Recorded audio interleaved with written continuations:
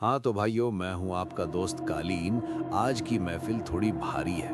आज की कहानी में दोस्ती, खानदान की पुरानी गलती और एक ऐसी जंग है जो रूह कंपा देगी। तो भाई कुर्सी की पेटी बांध लो, क्योंकि अब जो शुरू होने वाला है वो कोई मजाक नहीं है। भाइयों, किस्सा शुरू होता है कॉलेज के चार दोस्तों से। जीशान, आर्यन, विक्की और सानिया। ये चारों जैसलमेर घूमने आए थे।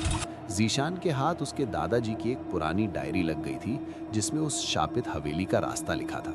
जीशान ने जोश जोश में कहा, अबे भाई, वहां खजाना हो सकता है। डायरी में लिखा है कि वहां के पहरेदार को जो खुश कर दे वो माला माल हो जाता है। बाकी दोस्त भी मान गए, क्योंकि भाई जवानी में डर कम और लालच ज्यादा होता है। रात के 11:30 बज रहे थे। चारों दोस्त हवेली के अंदर दाखिल हुए। बाहर सन्नाटा ऐसा कि अपनी धड़कन खुद सुनाई दे। जैसे ही वो बीच वाले कमरे में पहुंचे, आर्यन को अजीब सी गर्मी महसूस हुई। उसने कहा, भाई यहाँ सांस लेने में दिक्कत हो रही है। सानिया को कोने में किसी के खड़े होने का एहसास हुआ, पर वहां कोई था नहीं। जीशान ने फर्श पर वही पुराना घेरा ढूंढा और अपनी दादाजी की डायरी के हिसाब से वहां एक पीतल का चिराग रख दिया।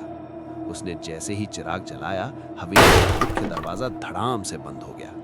विक्की ने दरवाजा खोलने की कोशिश की, पर वो ऐसा था जैसे पत्थर की दीवार। तभी तहखाने से एक ऐसी आवाज आई जैसे कोई भारी जंजीर घसीट रहा हो। सानिया चिल्लाई, वहां देखो। लाल धुएं के गुबार से एक खौफनाक साया निकला।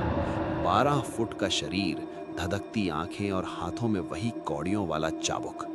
वो इफरीत था। इफरीत ने एक जोरदार चीख मारी और विक्की को हवा में उछाल दिया।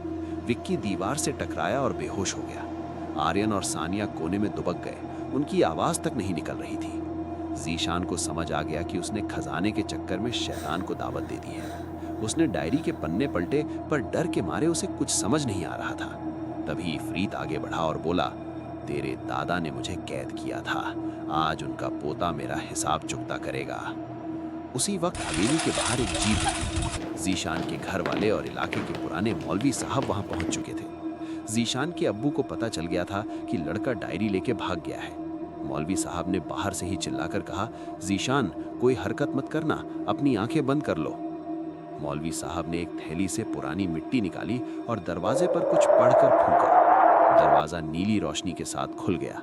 मौलवी साहब अंदर दाखिल हुए। उनके हाथ में एक तस्बीह और पुराने जमाने का एक खंजर था, जिस पर आयतें लिखी थी।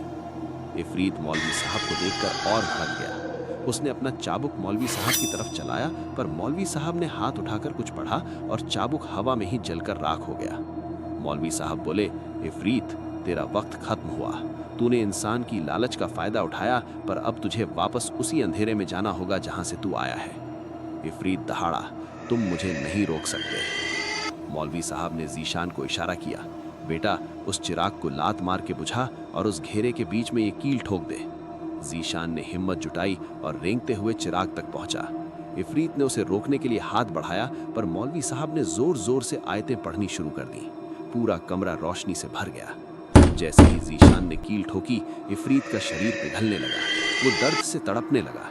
मौलवी साहब ने अपना खंजर जमीन में गाड़ दिया और कहा, वापस जा, अपने पाताल के काले कुएं में वापस जा। एक जोरदार धमाका हुआ और इफरीत धुएं के साथ जमीन के अंदर समा गया। चारों दोस्त बच तो गए, पर विक्की का शरीर आज भी उस खौफ से नीला पड़ा हुआ है। कालीन। तो दोस्तों, मौलवी साहब ने उस रात जान तो बचा ली, पर उन्होंने जीशान से एक बात कही थी, लालच का दिया जब भी चलता है, इफरीत जैसे शैतान रास्ता ढूंढ ही लेते हैं। तो भाई, दूसरों की चीजों और पुराने राजों से दूर रहो। कहानी पसंद आई तो शेयर ठोकना। मैं हूं आपका भाई कालीन। Good night.